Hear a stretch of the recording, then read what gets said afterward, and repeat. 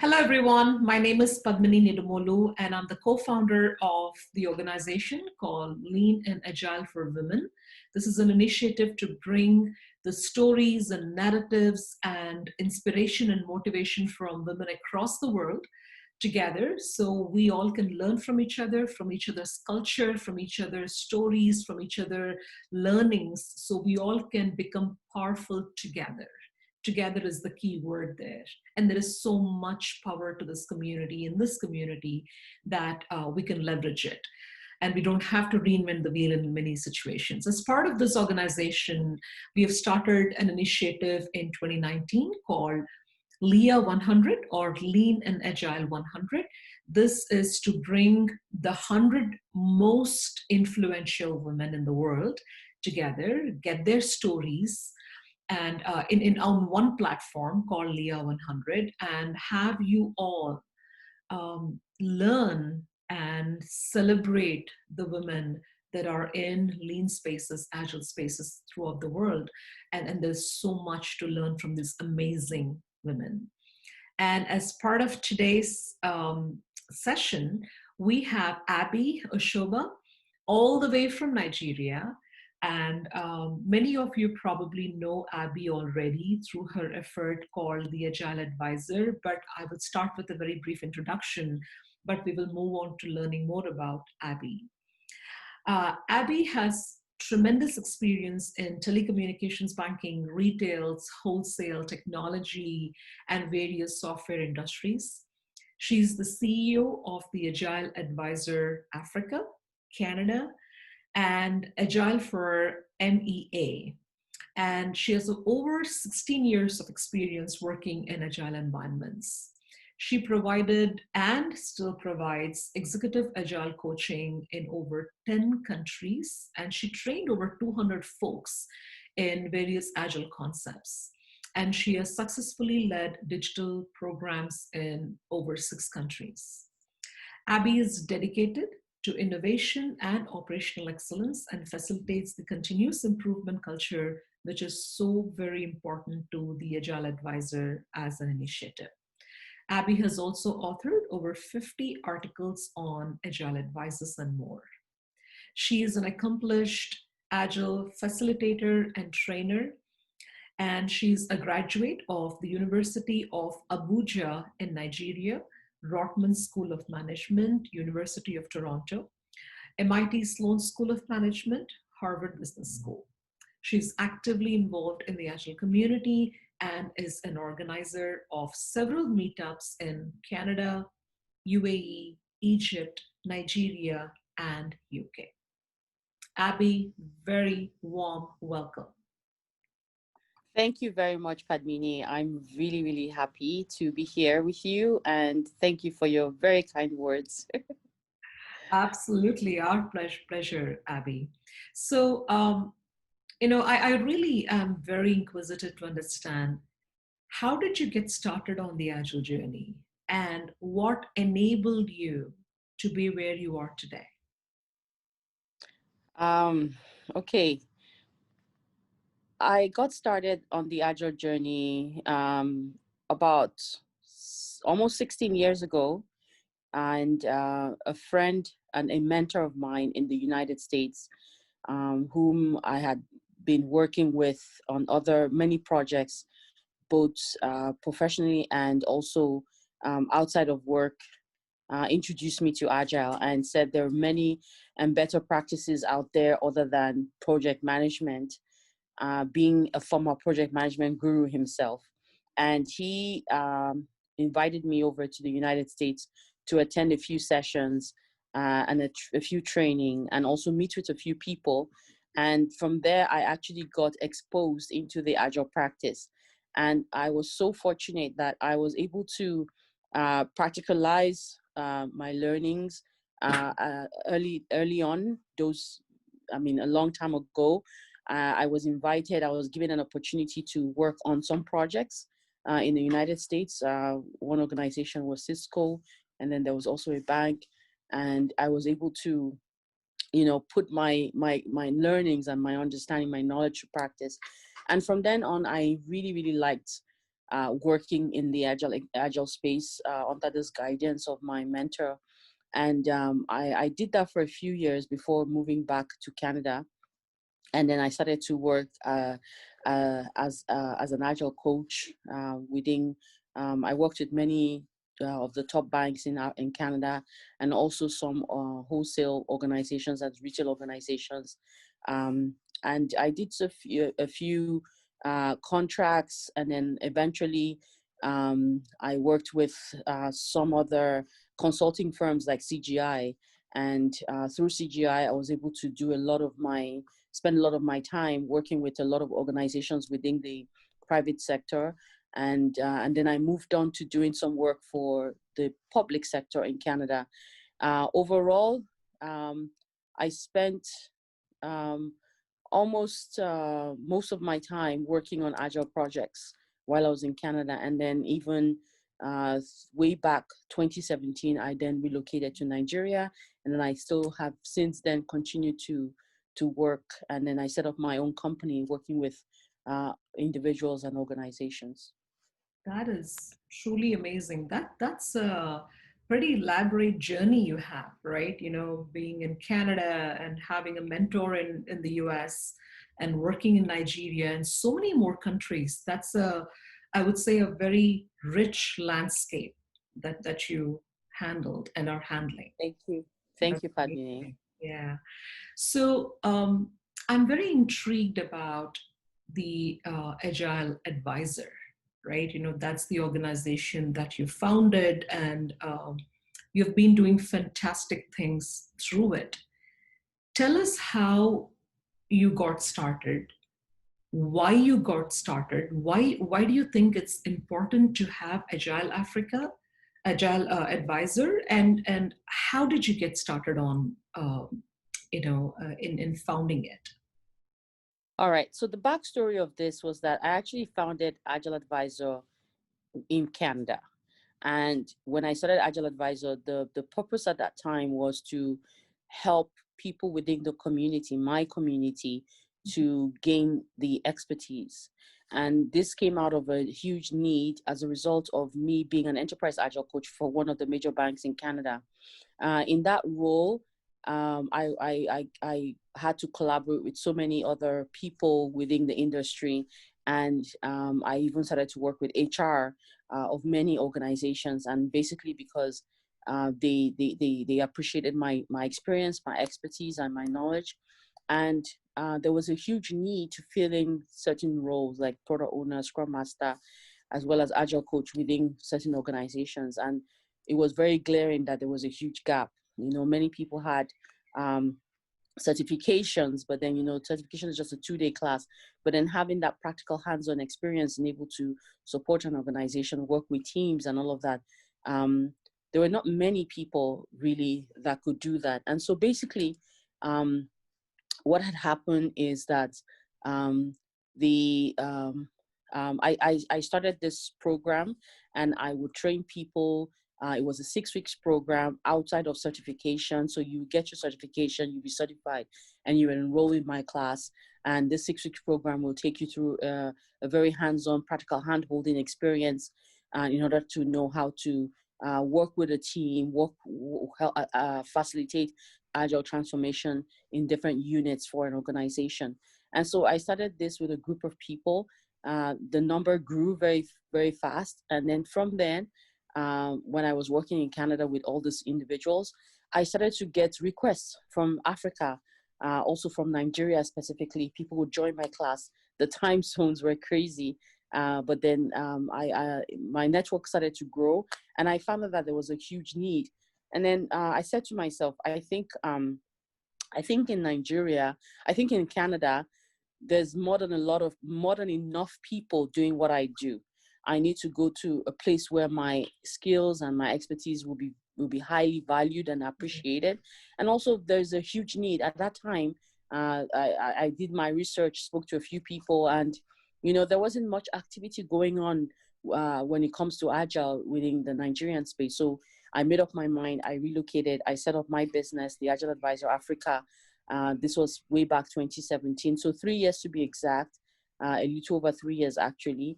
And I started to reach out to individuals. I help small businesses and, of course, the organizations, banks, technology companies, software development companies, startups, and fintechs have since been reaching out to me. I organize all the internationally recognized certifications, in Nigeria. And through my organization, over 500 people have been certified. We have a community of Agile Nigeria meetup, over 4,000 people in our membership. We've done a lot of work. Myself and a few other people, we also went ahead. We set up what you call a practitioners association, whereby there would be a platform whereby practitioners could actually express themselves and do more work. And through the association, I've gotten a lot of buy-in and support from the community, from organizations locally, and we run community events, free trainings to help people get started on their journey for Agile with regards to awareness, knowledge, skills acquisition, and all of that. And so that's really where how my story started. And since I started, I've gone beyond just being a trainer or being a coach. I see myself as a business owner. I'm still a product owner, wearing many hats, and being a community leader, doing a lot of work within the community, helping people to embrace the Agile practice, and organizations assisting them. And I'm really glad and really fortunate over the years being in Nigeria.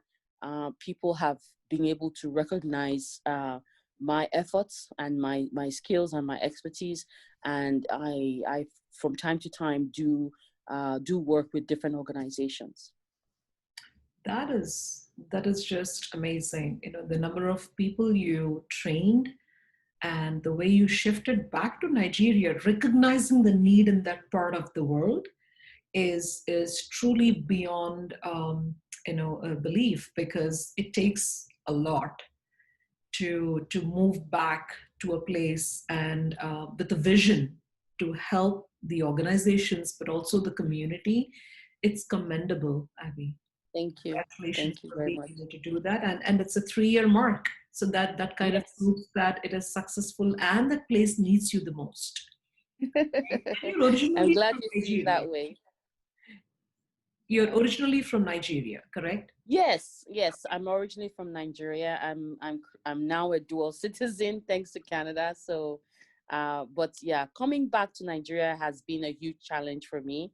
But honestly, I have this belief that the first year you work hard, the second year you work hard, the third year, if the land doesn't respond to you, then you just then probably it won't. But I'm so glad that that isn't my story, and I'm looking forward to doing so much more in the coming years. And good luck to you. I only know Thank that, you. definitely it will be a fantastic, road ahead for you. But I Thank wanted you. to ask you, while you were doing all these, Abby, right? You did so much work in Canada, then, you have, the work going on in UAE and now in Africa, and particularly being a woman, right?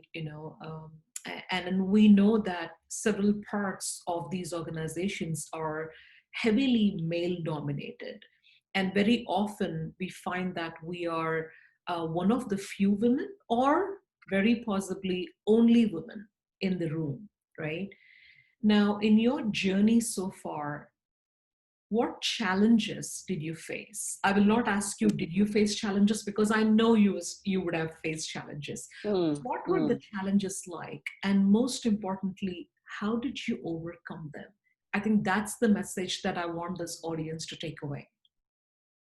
Thank you, Padmini. I mean, for you to ask that question, it means that you're very much aware of what's going on.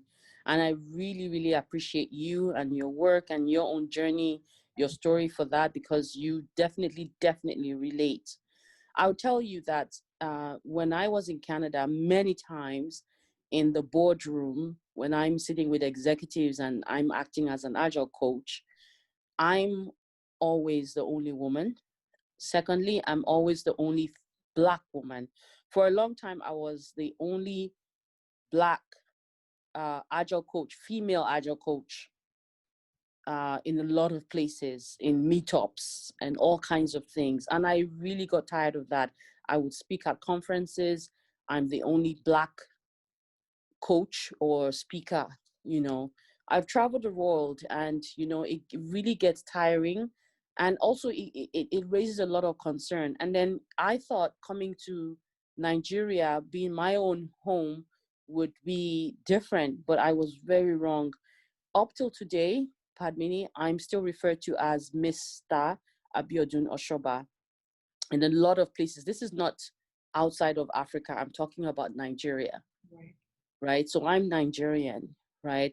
And because of my name is a unisex name, because the name Abiodun comes from, I'm born on Christmas Day, if you must know. And so Christmas Day is recognized in this part of the world, and it's kind of like a festive period. And so the name means that we have given birth to something festive. And so children born around that time of the year, a lot of those children have my name, Abiodun. So it's a very common name for those who were born around that time of the year. And but because people don't expect a woman to lead certain initiatives and efforts, right, in this part of the world, I'm being addressed as Mr. And then when they hear my voice or see my face, then they would apologize and say, "Oh, I'm so sorry, ma'am." And this still happens. This is 2020. I still go through this. My team, they're very much aware of this, and I just smile. And then so what that constantly does for me, I don't feel like a victim. I don't feel bad about it. It just raised a concern for me. And ever since I realized this, even way back from Canada up till now, it's one of my passion to raise other women, to develop them and help them understand that, what, it's lonely up there. We need more women there. I'm willing and available and supportive to help other people realize their own passion and get up there. We need to, there's so much room at the top, and we need to fill that space. But I'm happy with what's going on around the world right now with regards to women. And so I'm looking forward to change very That's soon. incredibly powerful. That's incredibly powerful. And when you talked about the Mr. versus Miss, right? I think that's the unconscious bias as well, right? Mm, I think it's an internalized bias that, as you said, a person who is so accomplished and so capable must be a man, right? mm, It's a very untold unconscious bias. But as you said, I think it's changing, but the rate of or the pace of change is pretty slow.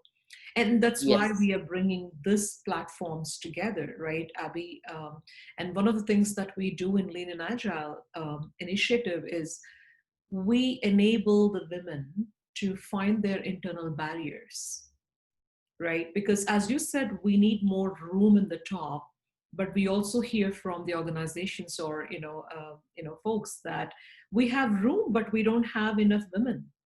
Mm, So why don't we have more women believing that they are ready to climb up that ladder? And many women are apprehensive. So that's what we do with Lean and Agile as well, to kind of have them identify the internal barriers so they can remove them and then go up. But I mm, think you just hit it on the head, right? It is just so apt. That's amazing. thank Um, you. I want to touch a little bit on your community work, Abby. You mentioned that you do quite a bit and you interact quite a bit with the community, not just in Nigeria, but in so many countries. Tell us a little bit about that. What does it take to give back to the community of, Agile community, and of course beyond? Um, because we are so busy as women, Mm, we have our families, our children, responsibilities, and there is work, and there are these challenges to overcome. Beyond all this, how can we give back to the community, and how can we come together as a community?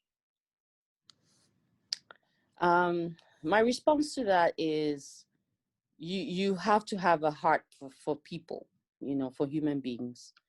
And fortunately for me, I do have a heart for people. I have a heart for women, and I have a passion to drive agile mindset in different spaces. And when I came to Africa, I mean, outside of Africa, what you usually hear is inclusion, diversion, and that means so many things. But Yeah. when you coming to Africa, when you coming to the Middle East, you're dealing with something called culture, which is huge. Yeah. And Yeah. we hear that saying that strategy eats culture for breakfast. Practice. And Yeah. you know, it's not just a saying that's so subtle, it's very strong when you really ponder and meditate on that.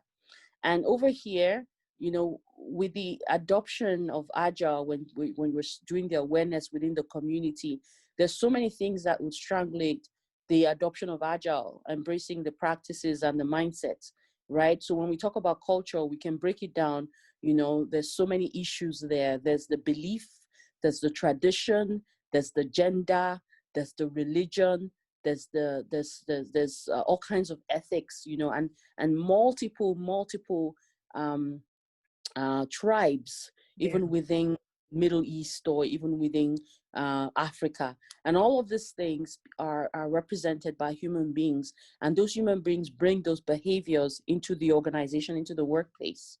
And these things are real, and you have to be able to relate with it. You have to understand why. It's not just you holding an invisible stick and say, no, it's I want you to do this. It's not about that. It's about really understanding where these people are coming from, and not customizing agile in such a way that agile doesn't become effective anymore, but customizing in such a way that it's relatable and somebody can understand, and they're able to work through whatever their background is, and still say, you know what, I'm going to let go of this and I'm going to allow that kind of scenario. And so working with communities, so that's for me, that was kind of where the push was for me. So I reached out to those communities. The Middle East, for example, my organization, we sponsored and organized a meetup, and that allowed me to reach out to that community and share my personal experiences and my stories and my challenges in the workplace. And I know that they could relate, they could embrace it, because we share the same issues and pains and difficulties in our culture. And the same thing even in Africa. I was also in Egypt. I had a meetup. I was part of a meetup by a community group in Egypt. And even my meetup in Nigeria, we've had like a mashup with Kenya and South Africa. And since then, I have been working with a lot of people in this area. And you know, when we speak the same language, we have the same constraints, we have the same issues, and also you can imagine even the positive part of it, the opportunities are very similar. And so my work has really, you know, the challenges that I find when I go through trainings and I deliver workshops allows me and propels me to really reach out to more communities that are that have the same and similar issues. And also because I believe that I have been able to work through so many issues and help so many individuals and organizations, and I believe that my expertise, I can lend it out to even other communities and other areas that are of the same um, um, having the same challenges and issues, like Africa and the Middle East. Yeah, yeah. No, I think that you bring up a great point, right? I think it's the culture which weighs so heavily when you come to the other parts of the world. And I'm originally from India, so I perfectly understand that that cultural implications of what we want to do and how Mm, far we can go. I think there are a lot of mm. constraints around that, so I can absolutely relate to that. But thank you so much for sharing that, very honest and very vulnerable, aspect of, how you kind of, got through that. Thank you so much. So finally, Abby, as we wrap this up, do you have any message that you want to share with our audience? It could be just one word or a phrase or anything that you live by.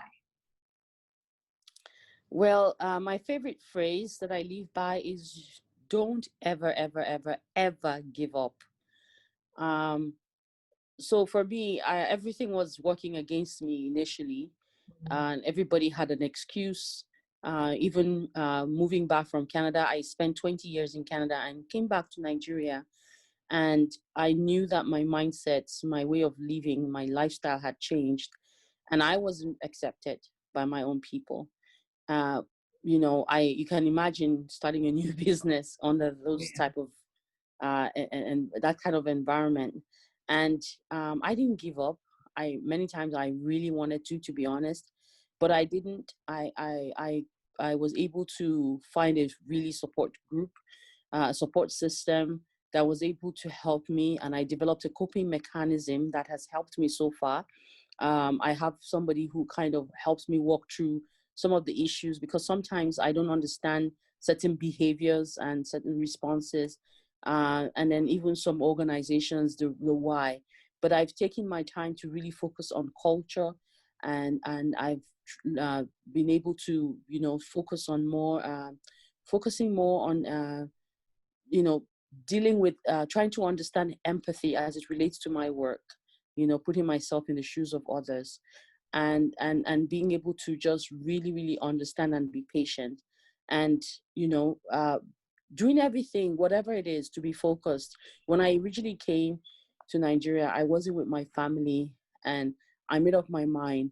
I'm just going to be very very focused. I'm going to achieve one goal, and if I end up being able to move my family also back to Nigeria, I know that it's because of me being focused. And so so many things, so many factors. I can keep going on, but all of those things leaves me with, I want to leave you all with this word: do not give up, no matter what, no matter the obstacles, no matter the challenges, no matter what it is you're seeing around you. You just have to believe in what you know, and just hold on to it, and never ever ever ever give up. Love that message, Abby. I think all of us need it, because it's so easy to give up. It's very difficult to be persistent, but that persistent pace. So thank you so much for that amazing message that you're leaving us with, and we look forward to knowing more about you, learning more about you in the coming years, and all the very best for Agile Advisor and everything that you're doing for the community. Thank you so much, Padmini. Thank you very much for leading this initiative and helping us women to have a voice, have a safe space to speak about how we really feel and be vulnerable at the same time. I really appreciate you and applaud you. Kudos to you. Well done. Keep it up. Thank you Thank very you much, so Padmini. much.